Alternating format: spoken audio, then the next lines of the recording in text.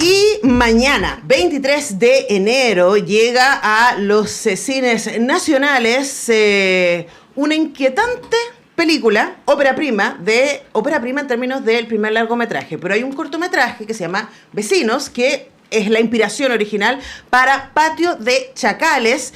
Y tenemos a su director, Diego Figueroa, con nosotros. ¿Cómo estás, Diego? Hola, ¿qué tal? Gracias por tenernos acá. Bueno, gracias a ustedes, sé que son días súper ocupados.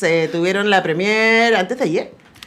Ayer tuvimos la Ahí en premier. Matucana 100. No, estuvimos en la sala Seina. En Seina, Sí, perfecto, acá en el centro, En Instituto Arturo Nacional, detrás de nuestra casa central. Así Y también es. estamos con Néstor Cantillana, protagonista de esta película. ¿Cómo estás, Néstor? Bien, Antonella, bien. Muy contento de estar acá. Bueno, yo muy contento de recibirlas y de recibirles y de hablar de esta película que a mí me hizo pensar. Bueno, vamos a tratar de hacer el resumen, ¿no? Es básicamente la historia de un hombre que tiene, muy solitario, uno pensaría que solo tiene un vínculo ahí con una amiga, ¿cierto? Que es el personaje de Blanca Levín, y que cuida a su mamá, que está muy mayor, que está muy dependiente, postrada, y él también es un hombre muy frágil, es un hombre que tiene una herida de bala en la pierna. Más adelante vamos a entender cuál es el origen de esa herida y también su vínculo con la historia, y que de un momento a otro, en el barrio residencial en que vive, empieza a darse cuenta que esto es en los 70, finales de los 70, al lado, en la casa de al lado, están torturando gente. Eso trata la película. ¿Y qué le empieza a pasar a este personaje cuando se da cuenta de aquello? Ahora, Diego, esto viene de un cortometraje que tú habías hecho con este tema. Hablemos de cómo llegaste a pensar, porque es raro, no hemos visto suficiente respecto a cómo la dictadura y ese horror afectó al cotidiano de personas que no fueron familiares de detenidos desaparecidos o que no fueron perseguidos, pero que estaban rodeados, en este caso, literalmente, por el horror de la dictadura. Sí, habían temas que me interesaba explorar.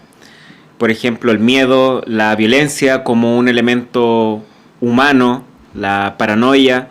Y también yo hice el corto que tú mencionabas que se llama Los Vecinos, que fue un proyecto de título en la Universidad de Chile.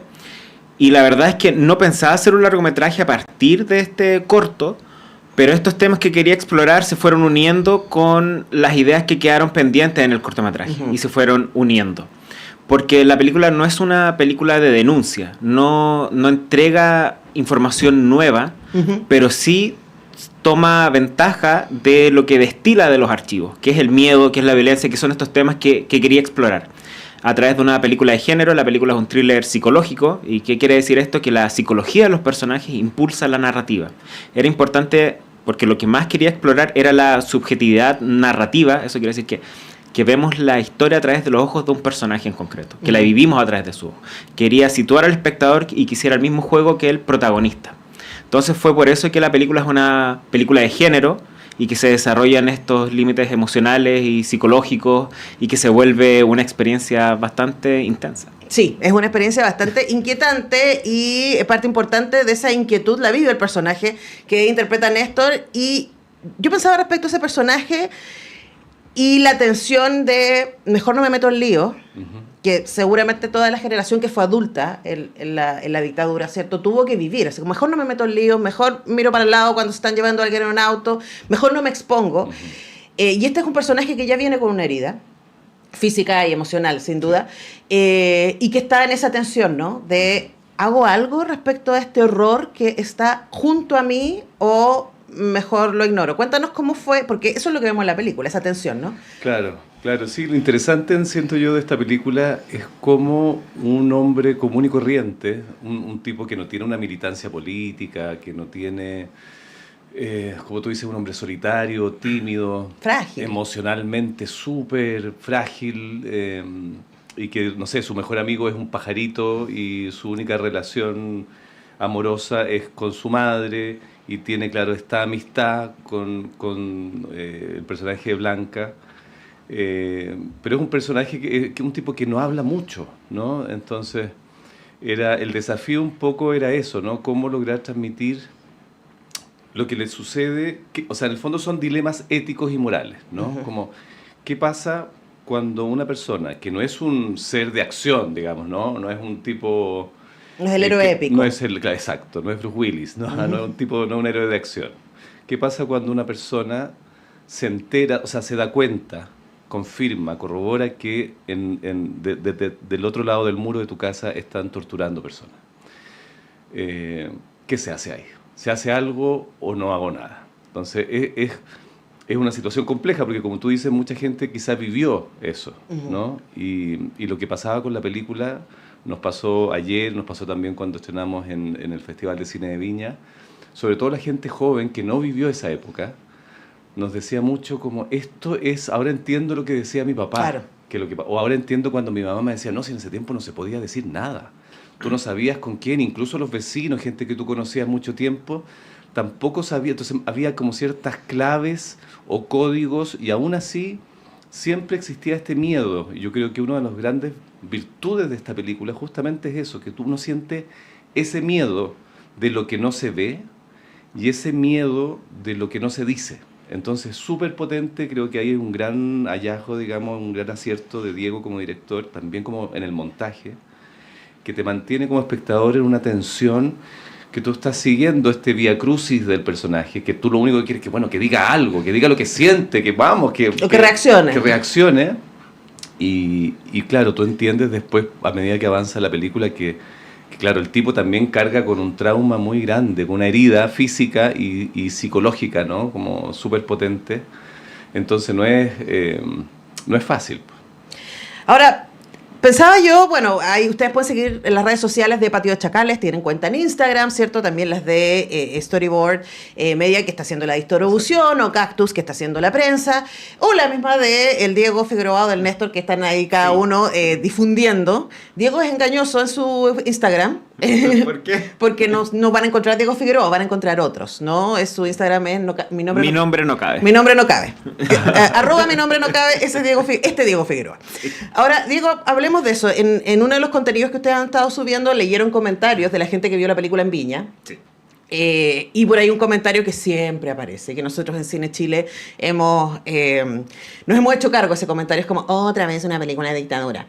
Y hay estudios que hemos hecho en la web en donde hemos demostrado que menos del 14% del cine chileno habla de dictadura. Imagínate. Menos del 14%, incluso las muy laterales tipo La Frontera, claro, ¿no? Que es muy lateral, no se trata de la dictadura, pero ahí contando documentales y ficción, menos del 14%. Así que usted no pise ese palito de decir otra película chilena que habla de dictadura, porque no, el cine chileno ha hablado poco de dictadura, si lo contamos así. Pero lo que hemos visto menos es género sobre dictadura. Y a mí me pareció muy entretenido el juego de me voy a meter en un thriller psicológico y voy a usar todas las herramientas del género del thriller psicológico para contar esta historia que, como tú dices, no es una denuncia, es más bien un personaje en este contexto le pasan estas cosas. Hablemos de ese ejercicio, ¿no? De al mismo tiempo distanciarse pero contextualizar. Sí, yo creo que, bueno, la dictadura y todo ese tiempo permite y es un escenario donde uno también puede jugar con los personajes. Es un tiempo en el que hay mucha información y en la que uno puede aprovechar toda esa información. Y aparte, cada vez que uno quiere escribir alguna historia que haya ocurrido 30 años, 40 años, 50 años atrás, siempre vas a caer en ese contexto. Entonces, como realizador y como escritor, es muy difícil escapar de ese tema. Y uno tiene la libertad, pero también la responsabilidad de situar la historia donde quiere y hacerse cargo de lo que eso significa. Yo creo que lo que más me importaba era no banalizar la violencia. Creo que la violencia como tema de la dictadura es un escenario y es un personaje más.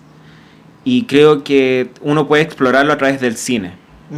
Y creo que eso es lo que permite que caiga, ya sea en un thriller psicológico o en una comedia, por ejemplo en El Conde, que creo que se pueden explorar distintas vertientes, y creo que por el motivo que se dice otra película de dictadura es porque yo creo que impactan mucho en nosotros como sociedad. Repercute y bueno, es parte de. Yo creo que es porque no hemos conversado a lo mejor lo suficiente. Y por ejemplo, en cuanto a películas chilenas, 2 de mis películas favoritas, que no es que las decía de esa forma, sino que han decidido, están justamente rodeadas por ese tema. Una es Machuca y otra es Tony Manero. Claro. Y de Tony Manero, por ejemplo, hay pequeños guiños, que los personajes comparten el mismo nombre, y son películas diametralmente distintas. Sí. Son visiones completamente opuestas. Claro. Pero yo creo que ayuda a que sintamos muy personal el tema. Ujú. Y yo creo que eso es muy importante en una obra. Sí, también hay un ejercicio de memoria que es poderoso, ¿no? Por un lado, la gente que fue adulta, insisto, en dictadura, que recuerda esa atmósfera. Yo creo que la atmósfera de el horror, de la delación posible, ¿cierto? Del peligro potencial de manera constante, es algo que a los más jóvenes les cuesta mucho entender. Y claro, yo era niña, yo nací en el 78, entonces es como, solo recuerdo que en mi casa se escuchaba Víctor Jara, pero despacito. Y una vez, bueno, llamaron a mi hermano del colegio, le hizo aplicación porque llevó el cassette. Y llamaron a mi papá para llamarle atención respecto a eso. Ahora, esa atmósfera, Néstor, también es súper exigente con el personaje. Y tu personaje está en casi todas las escenas de la película. Y ahí hay que ponerse encima, y pienso, no vamos a hacer el spoiler, pero en distintos estados, vamos a decirlo, de manera muy elegante, ¿no? Y preguntarte respecto al ejercicio de preparación para un momento como eso, porque revisando tu filmografía solo puedo pensar como en El Castigo, que en donde también están todo el tiempo, y ahí en el caso además un plano secuencia, pero compartido con la Antonia Segers en esa gran película de Matías Vices, que me encanta, búsquenla si no la han visto. Entonces hablemos de cómo se prepara uno para sostener todo ese camino emocional en una película en donde vas a estar en casi todos los planos. Sí, mira, o sea que ahí es fundamental el diálogo, ¿no? y la guía del director, digamos. La pega no se hace solo. Y al mismo tiempo no son de esas películas o series en las que a mí me ha tocado participar antes, donde hay que estudiar mucho, como, tengo que leer este libro para entender, tengo que no sé qué. Yo tengo, no sé, pues tengo el hermano de mi mamá, tío, Igor, qué sé yo, que estuvo exiliado, que estuvo 2 años preso en Tres Álamos, en Ritoque, en fin. Tengo historia, digamos, en relación a la violencia, la dictadura y todo eso. Un cortito en relación a esto de otra vez dictadura, ¿no? Sería muy raro que no se hiciera, ¿no? Sería no solo raro, sería peligroso que la filmografía chilena obviara ese tema, que no hubiera ninguna película al respecto, sería extrañísimo. Y que sumando el documental... Sería peligroso. Sería peligroso. Totalmente. Sería peligroso, y que sumando el documental no sea ni siquiera el 15%, te dice que a lo mejor estamos al revés, quizá hay que hacer más todavía. ¿Ya? Eso solo para cerrar. Entonces, claro, el trabajo era más bien de construcción en relación a cómo sostener una película con un personaje que habla poco, que digamos que no es de acción, ¿no? Lo que hablábamos antes. Entonces era súper importante entender la psicología del personaje, cómo piensa. O sea, no habla porque piensa mucho y no tiene herramientas emocionales como para decir lo que siente, pero tenemos que sentir que siente todo lo que siente, ¿no? Entonces, ese trabajo también, como te digo, es súper importante ahí, la relación con la cámara, la fotografía, el trabajo del sonido también de la película, que es impecable, y que por eso es tan importante poder verla en pantalla grande, porque es el cine el que tiene las herramientas técnicas como para poder percibir en toda esa dimensión la película. Entonces, en el fondo, el guión estaba muy clarito, muy bueno, para mí era un mapa súper claro a seguir. Claro, uno filma de manera desordenada, entonces la herida, por ejemplo, la herida de bala tiene un viaje como una involución, ¿no? Claro. La historia avanza, pero esa herida va retrocediendo, se va haciendo cada vez más, esa cojera se va haciendo cada vez más evidente. Se descicatriza la herida. Exacto, se empieza incluso a infectar, que también es un elemento simbólico muy potente, ¿no? Es lo que está pasando dentro de él.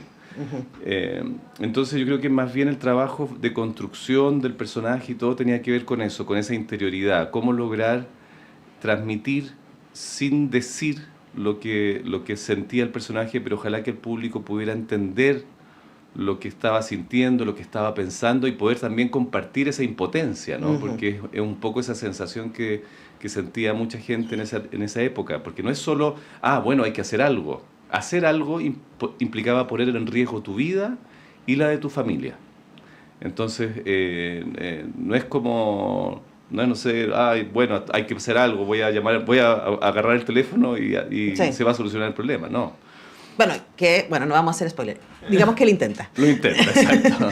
Estamos conversando con Néstor Cantillana, protagonista, y con Diego Figueroa, director de Patio de Chacales, que llega mañana a la cartelera de nuestro país. Es muy importante que la vean en pantalla grande, efectivamente, porque como dice Néstor, es una película que pone mucho de su peso en el lenguaje cinematográfico. Y ahí preguntarte, Diego, también respecto al riesgo. Porque a propósito de la muerte de Lynch reciente, ¿no? El jueves pasado, yo creo que una cosa que Lynch le enseñó a nuestra generación es a dejarse llevar incluso cuando no entiendes. Exacto. Y dejarse llevar por la emoción de lo que está sucediendo. Y en Patio de Chacales hay un montón de cosas que uno no entiende.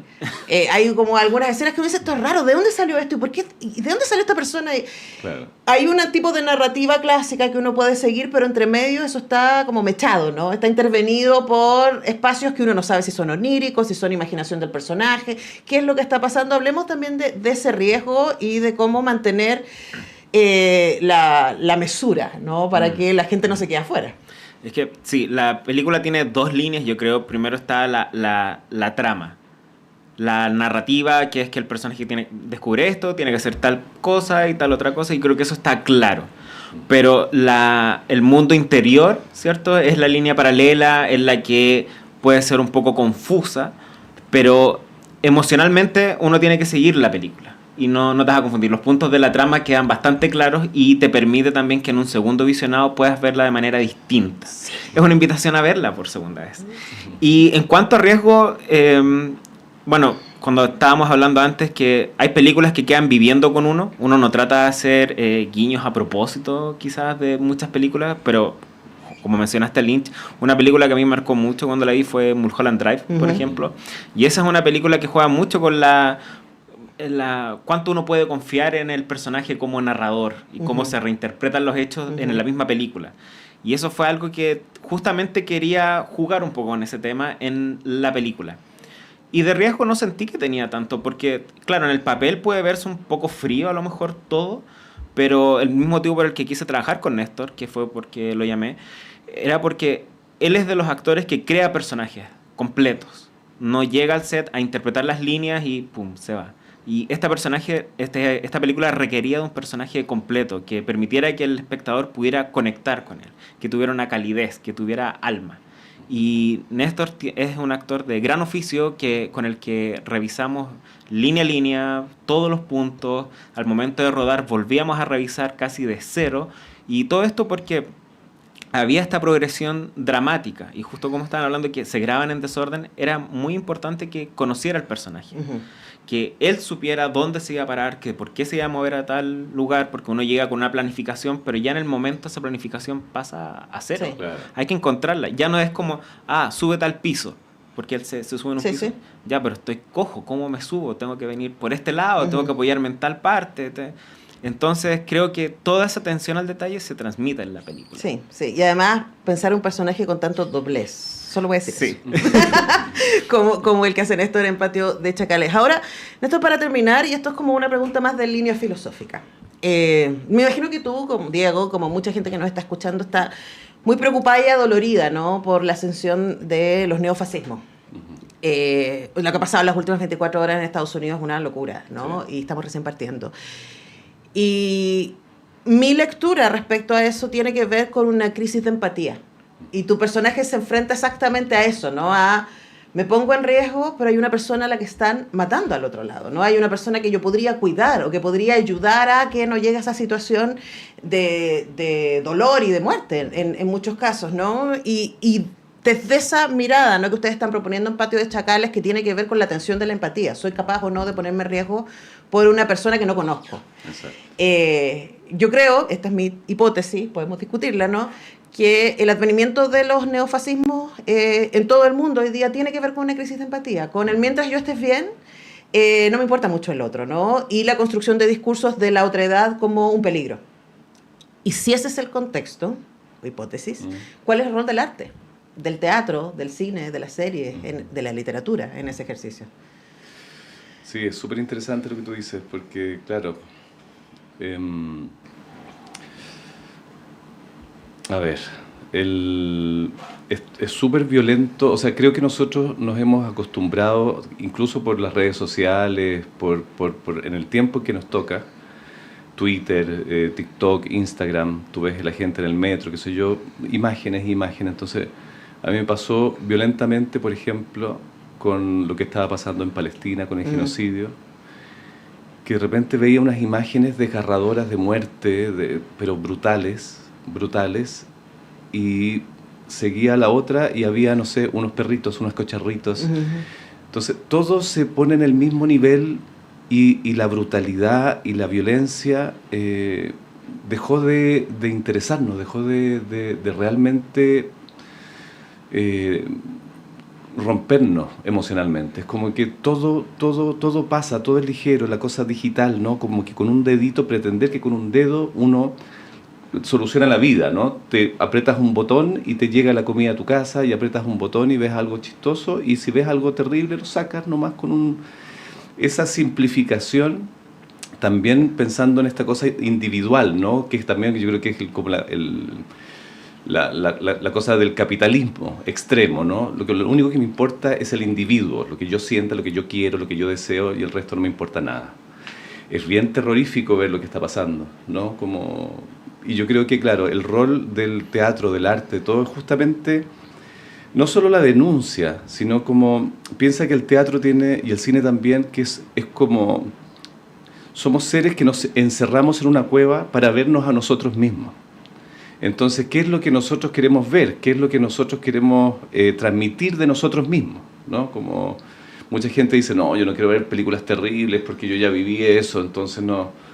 Pero justamente es súper importante, si realmente queremos que exista justicia, reparación y no repetición, es que tenemos que volver a vernos una y otra vez. Y ojalá, como el ejercicio que está haciendo Diego, desde distintos ángulos.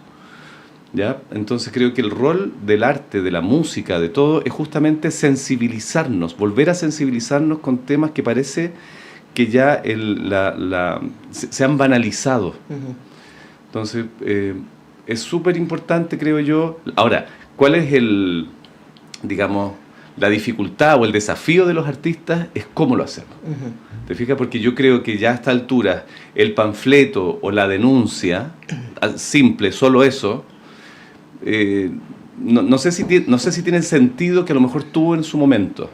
¿Ya? Yo siento que hoy día ya sabemos. Ya sabemos, exacto, la información. Aunque hay gente que lo niegue. Por supuesto, porque eso es lo que pasa también con en estos tiempos, ¿no? De fake, o sea, no, yo lo leí en Twitter, entonces Hitler es comunista, sí. O no sé, o no, este es gesto de Elon Musk que no tiene nada que ver, quiere decir otra cosa.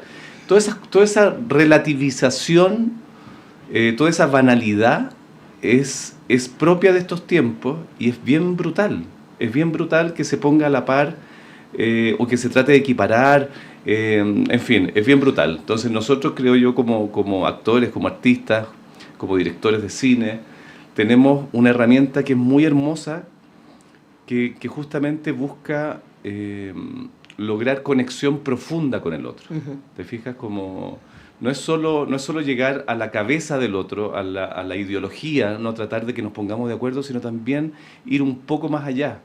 Porque como tú dices, quizá hay cosas que uno ve una película o uno escucha un concierto, una ópera en alemán, dice, no entiendo lo que están diciendo, pero estoy emocionado, no sé por qué. Claro. Entonces yo creo que hay que ir ahí, porque si logramos volver a conectar en la empatía, debería ser mucho más difícil volver a repetir los horrores que vivimos, por ejemplo, como lo que nos pasó con la dictadura de Pinochet.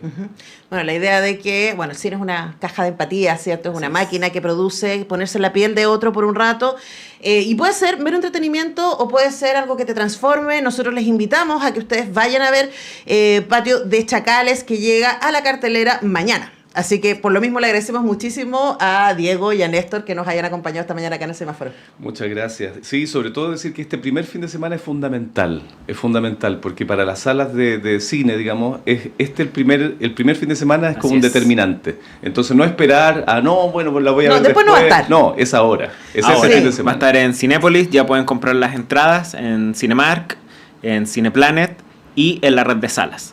Así que ya pueden comprar las entradas. Y aprovecho de pasar el dato que mañana a las 7 de la tarde vamos a estar en el Cine Insomnia en Valparaíso haciendo un cineforo. Así que quedan todos invitados para asistir. Atención, Quinta Región, entonces a las 7 en Cine Insomnia y en Valparaíso. Nosotros vamos rápidamente, me superpasé, son las 10:30, rápidamente a la pausa y ya regresamos.